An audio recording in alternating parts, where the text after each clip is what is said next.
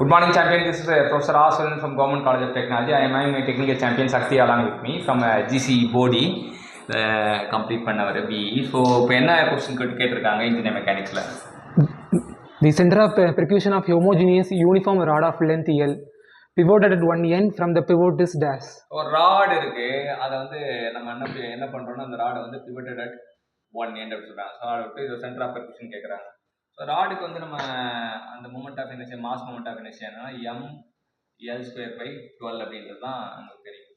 So இது பார்த்தீங்கன்னா first இது எவ்வளோ தூரத்துலேருந்து அந்த இது இருக்கும் அப்படின்னா இது வந்து L/2 தூரத்தில் அந்த டிஸ்டன்ஸை சென்ட்ரல் கிராவிட்டி இருக்கும்.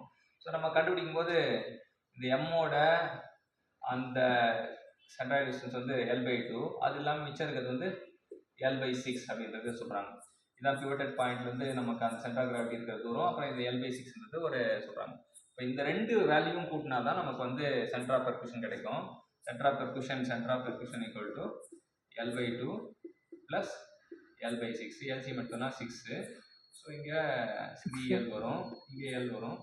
So 4L/6. அப்புறம் அடித்தடி வெட்டு குத்து பண்ணோன்னா 2/3 of L அப்படின்னு தெரிஞ்சுக்கலாம். So this the way how we are going to calculate the centre of percussion. Centre of percussion இது வந்து மாஸ் மூமெண்ட் ஆஃப் இனர்ஷியாவிலேருந்து நமக்கு வந்து பிரிக்கிறாங்க m/mL² அப்படின்றது mL ரெண்டு வேல்யூ இது பண்ணணும்.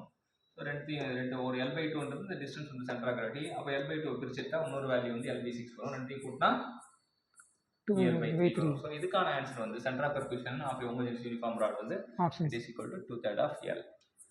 ஸோ இன்னைக்கு சென்டர் ஆஃப் பெர்குஷன் பற்றி கற்றுக் கொடுத்த சக்திக்கு கண்டிப்பாக தேங்க்யூ ஸோ மச். தேங்க்யூ.